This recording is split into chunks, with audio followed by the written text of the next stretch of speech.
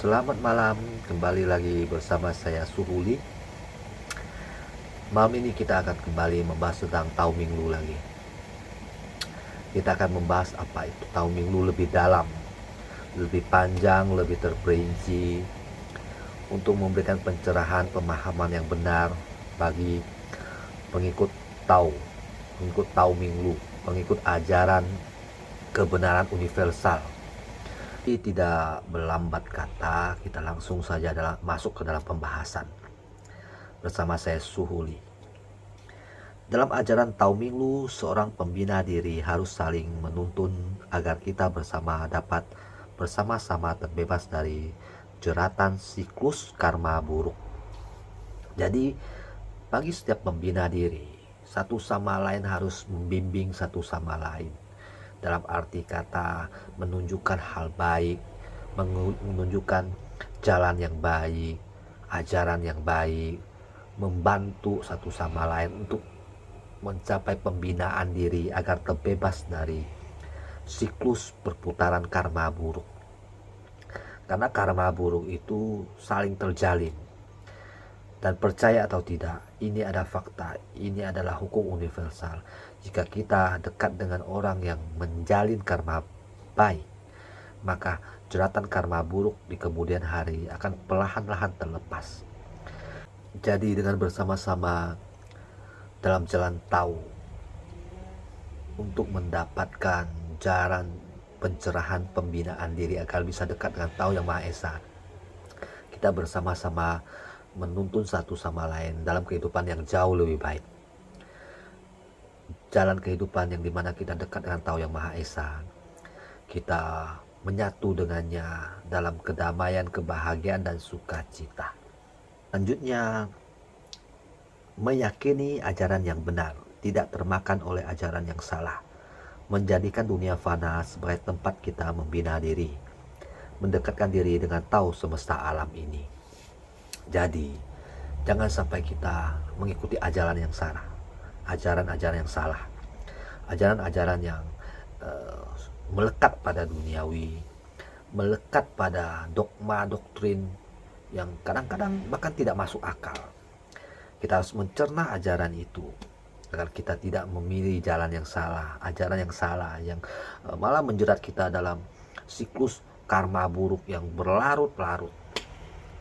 Ajaran yang menyebarkan kebencian, ajaran-ajaran yang egois, ajaran-ajaran yang tidak masuk akal dalam hal spiritual, ya, tidak masuk akal dalam hal spiritual. Misalnya dengan melukai orang bisa masuk surga, mengagungkan kaum-kaum tertentu seperti yang saya jelaskan dalam video sebelumnya. Jadi kita harus menjadikan dunia fana ini sebagai jalan kita untuk membina diri agar kita terhindar dari jeratan karma,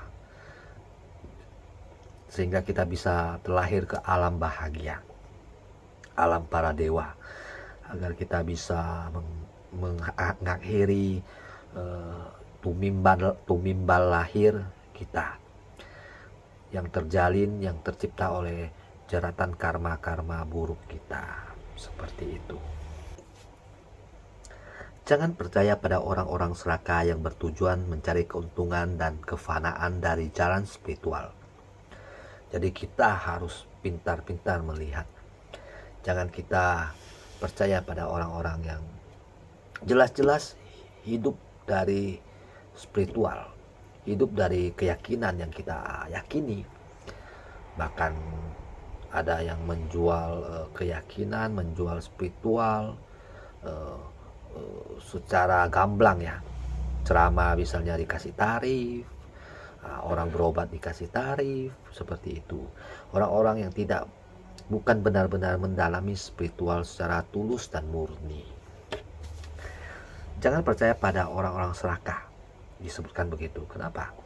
Kita melihat keserakahan dalam diri manusia adalah jalan penghalang untuknya agar bisa dekat dengan Tao Yang Maha Esa, sehingga kemampuannya pun terbatas. Sedangkan orang-orang yang sudah menyatu dengan Tao Yang Maha Esa begitu dekat sehingga kemampuannya tidak terbatas. Tergantung apakah Tao Yang Maha Esa itu membukakan jalan. Dalam arti kata begini, seorang pembina diri yang tulus memohon kepada Tahu Yang Maha Esa. Bisa saja itu pasti bisa untuk terwujud atau menjadi kenyataan, karena Tuhan semesta alam ini menguasai segalanya. Namun karena masih ada jalinan karma buruk yang melekat pada orang tersebut, hal tersebut tidak dapat terjadi. Permohonannya, doa-doanya tidak terkabul. Karena apa? Karena dalam kehidupan ini ada hukum universal yang harus dijalani. Semuanya tunduk pada itu. Hukum yang diciptakan oleh Tahu Yang Maha Esa. Tapi jika kita benar-benar membina diri, setelah karma buruk itu terbayar, karma-karma baik, doa-doa kita, keinginan-keinginan kita akan terkabul. Laksanakan 5 tahap pembinaan diri. Ada 5 tahap pembinaan diri. 1. Rajin bervegetarian dan berpuasa muti. Jadi rajinlah bervegetarian, berpuasa muti. Tergantung Anda. Jika Anda memang mau melakukannya setiap hari atau di hari-hari tertentu, tergantung Anda. Bebas dari hati nurani sendiri, dari keinginan terdalam diri Anda bisa memulai dari situ dalam membina diri. 2. Rajin membangun karma baik dalam kehidupan sehari-hari Anda. Jadi kita rajin membangun karma baik dalam kehidupan sehari-hari dengan orang-orang di sekitar kita, lingkungan kita, keluarga kita, seperti itu. Berbuat baiklah dulu dengan orang di sekitar kita, baru kita mengembangkannya lebih jauh, lebih besar lagi. Seperti itu. Utamakan dulu orang di sekitar kita. 3. Mendekatkan diri dengan alam dan menjaga kelestarian alam. Nah, ini adalah ajaran Tahu Minggu, ajaran suci Tahu yang berbeda dari kebanyakan ajaran. Di sini kita harus mendekatkan diri dengan alam, karena alam adalah manifestasi yang utama dari Tahu Sang Maha Pencipta. Kita mendekatkan diri pada alam, lalu kita menjaga alam ini, melestarikan alam ini. Misalnya dan contoh, tidak membuang sampah sembarangan, menjaga ekosistem, banyak menanam pohon, seperti itu. Dan saya rasa ajaran Tahu Minggu adalah satu-satunya ajaran yang mengedepankan itu. Kehancuran dunia ini karena kerusakan alam, percaya atau tidak, dunia ini akan hancur, akan ada penderitaan oleh umat manusia ini jika alam ini sudah rusak. Karena kita hidup bersandar pada alam. Tanpa alam ini, apa kita ini? Sedikit bencana alam saja kita sudah hancur. Kita ini lemah di hadapan alam ini. Semesta alam ini terlalu besar untuk debu-debu kecil seperti kita. 1 kali tsunami aja hancur semuanya. Apakah militer, apakah kemampuan manusia, harta benda manusia, atau apapun itu, teknologi manusia bisa mengatasi tsunami itu yang menewaskan ribuan, ratusan ribu orang? Tidak bisa. Tetap manusia pada akhirnya takluk pada alam ini. Walaupun teknologi kecerdasan manusia sejauh apapun, tetap akhirnya takluk. Selanjutnya, rajin membina diri dengan meditasi duduk, meditasi gerak, meditasi visualisasi, maupun meditasi tidur.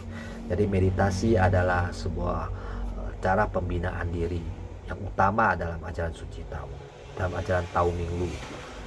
Membina diri itu bisa, membina diri dalam meditasi itu bisa dalam berbagai posisi. Jadi dalam ajaran Tahu Minggu itu meditasi itu tidak harus hanya dalam posisi duduk.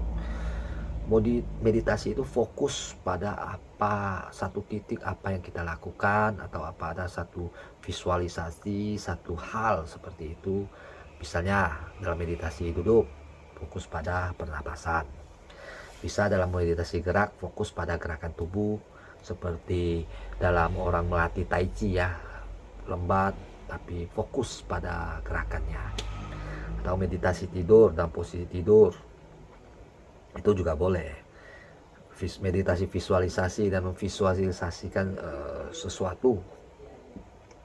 Saya juga sudah mengajarkan semua itu di video-video saya sebelumnya. Yang kelima, mengajarkan ajaran suci kepada sesama, terutama keluarga dan anak cucu. Ini penting, ini sangat penting.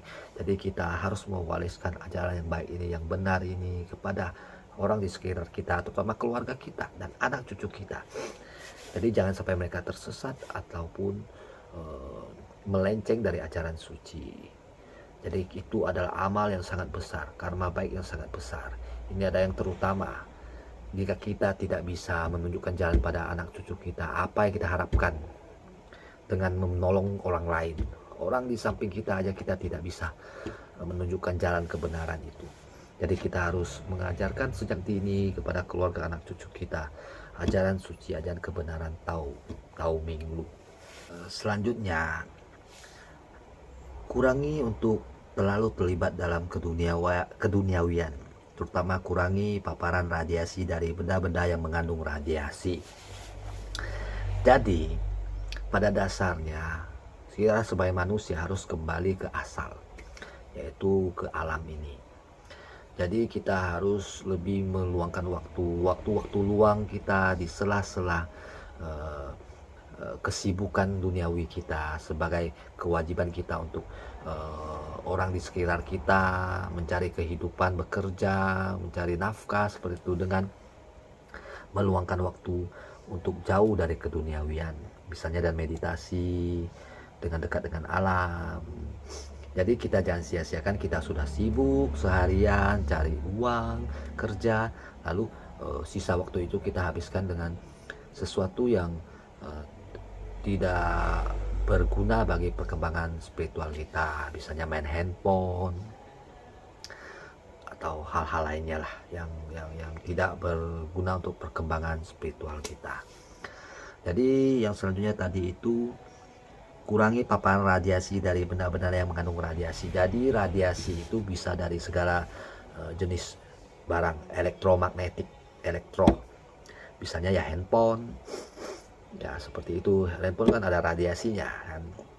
Nah, ilmu pengetahuan kita tahu semua itu radiasi itu. Jadi kita fokus mendekatkan diri pada alam. Jadi kita menjaga diri dari paparan radiasi yang merusak pikiran, tubuh dan batin kita. Saya ini sejujurnya kalau saya tidak membuat konten untuk menyebarkan ajaran Tao Ming Lu, ajaran suci ini, saya jarang terlalu fokus pada handphone, main handphone begitu, karena saya sadar radiasi handphone itu merusak pikiran, batin dan kesehatan saya. Saya punya handphone, punya media sosial, tapi saya pergunakan dengan bijak. Tahu waktu gimana kita harus membina diri, gimana kita harus memakai handphone kita, bagaimana waktu kita bekerja gitu, kita harus bijaksana dalam hal itu.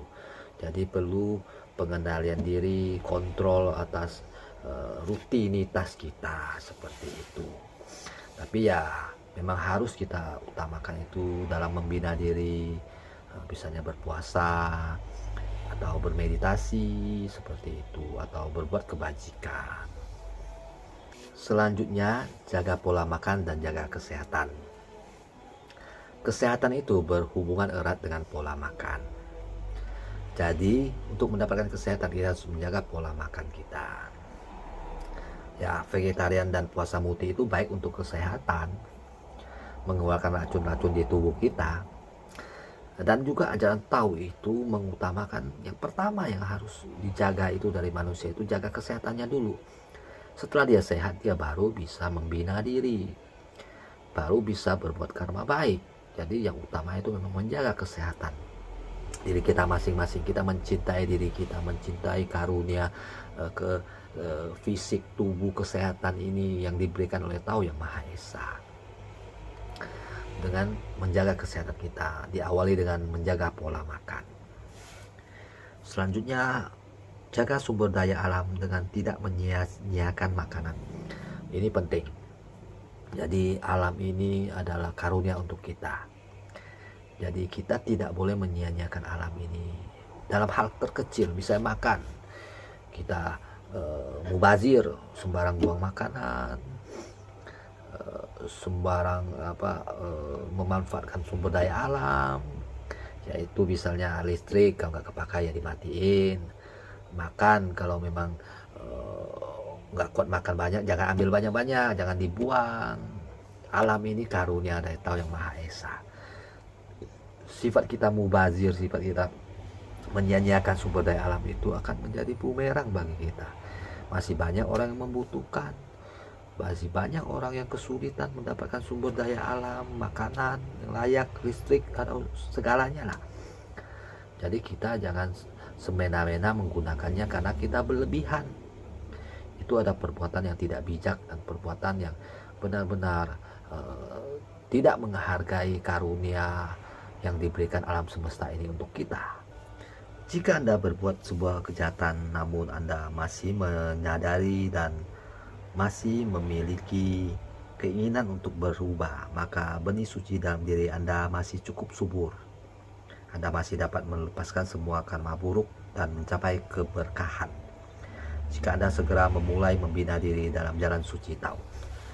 Jadi jika kita masih ada kesadaran, misalnya hal ini buruk, kita sudah melakukannya, tapi kita terpaksa, kondisi, situasi, dan berbagai hal yang mempengaruhi hal itu terjadi.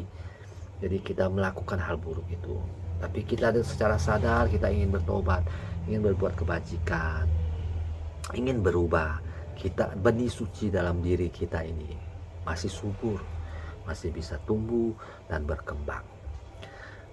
Jadi setiap orang punya benih suci dalam dirinya, dalam hati nurani, jiwa terdalamnya. Jadi kalau benih suci itu sudah mati, orang itu tidak akan merasa salah dalam perbuatannya. Jelas-jelas dia melakukan kesalahan, perbuatan yang tidak baik, tapi dia nggak akan sadar. Dia akan terus melakukannya tanpa keinginan untuk berubah. Namun sebaliknya, jika ada yang masih keinginannya untuk berubah, untuk menjadi lebih baik, itu berarti benih suci dalam dirinya masih subur.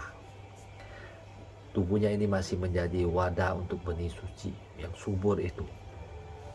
Jadi masih ada kesempatan untuk mendapatkan keberkahan, membina diri dalam jalan suci. Namun jangan lakukan kesalahan terus-menerus, harus mengambil keputusan untuk membina diri pada saat itu juga, pada kesadaran itu juga, agar kita bisa mendapat berkah dari Tao yang Maha Esa dan berjalan di jalan suci Tao yang luhur, jalan suci kebenaran Tao yang luhur ini, dan mendapatkan berkah semesta alam ini. Master Hong Yi pernah berkata, apapun yang ingin kamu kendalikan, sebenarnya hal tersebutlah yang mengendalikan dirimu. Tetapi ketika kamu tidak menginginkan apapun, langit dan bumi pun adalah milikmu.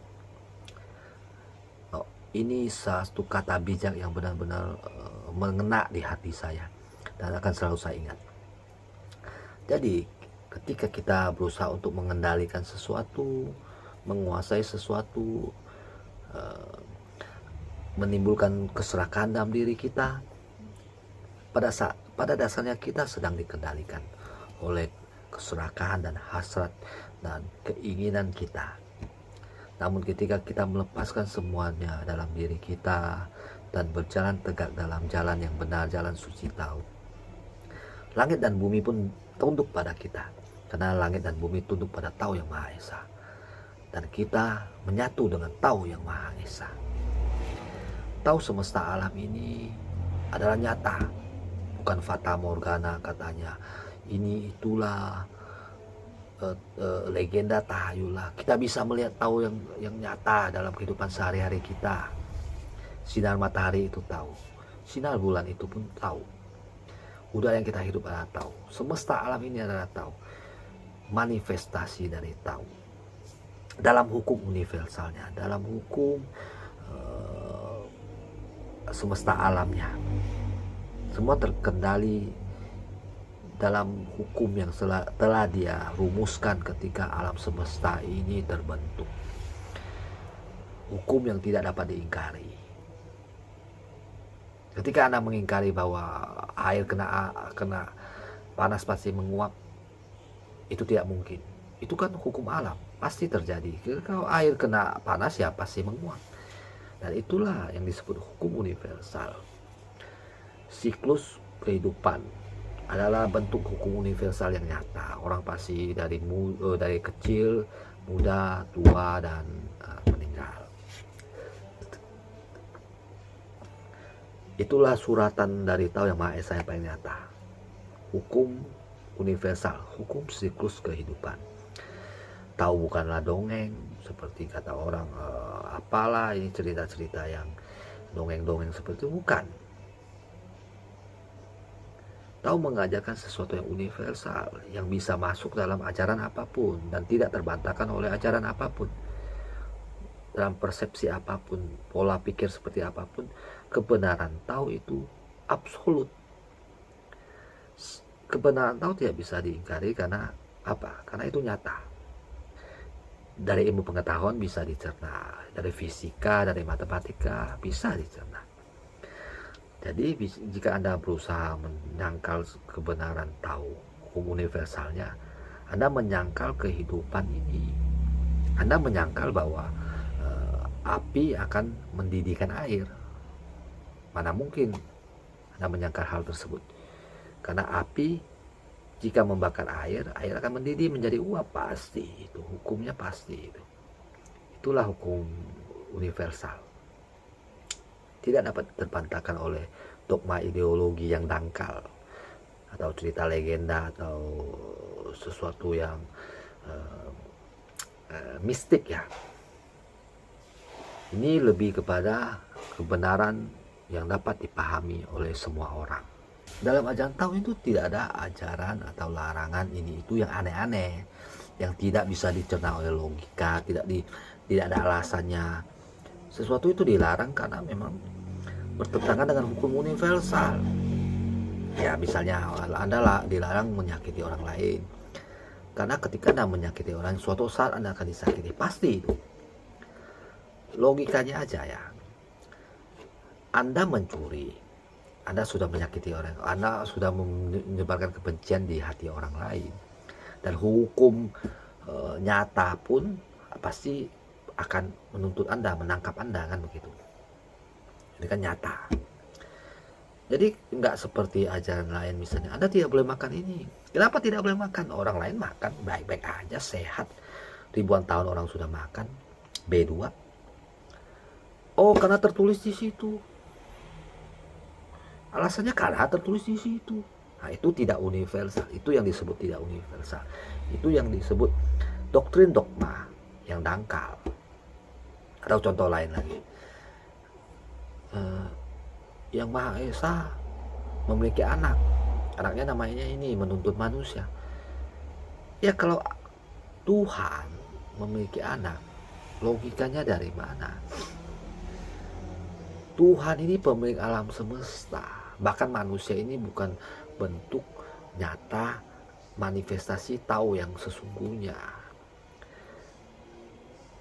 Alam semesta lah manifestasi tahu yang sesungguhnya. Manusia ini hanya bagian kecil dari alam semesta ini. Bahkan bukan cermin dari tahu yang sesungguhnya. Karena ya kita tahu sendiri di luar bumi ini, di galaksi ini masih banyak bintang-bintang di mana-mana. Jadi manusia tidak bisa menganggap diri terlalu tinggi, seolah-olah manusia ini cerminan dari tahu yang Maha Esa. Karena manusia tidak mungkin mencapai tahap itu. Manusia masih terbatas dengan kulit daging yang menempel di badan sosok kita saat ini, yang kita hanyalah debu di antara debu-debu di alam semesta ini. Galaksi bumi kita ini bahkan hanya debu kecil di antara ribuan bintang di alam semesta ini. Itu bisa dibuktikan. Anda bisa cek ilmu pengetahuan tentang alam semesta ini. Betapa kecilnya bumi ini, betapa kecilnya kita.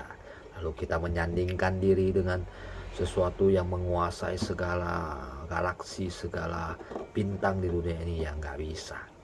Apalagi menganggap kita sebagai anaknya, manifestasi nyata darinya. Tidak akan ada hal seperti itu, dan tidak mungkin hal seperti itu ada. Jadi sekian video kita kali ini. Semoga video kita kali ini memberi pencerahan untuk teman-teman. Jadi semoga ini menjadi pengetahuan teman-teman untuk membina diri dalam jalan ketuhanan, jalan Tuhan semesta alam tahu ini, jalan tahu minggu ini.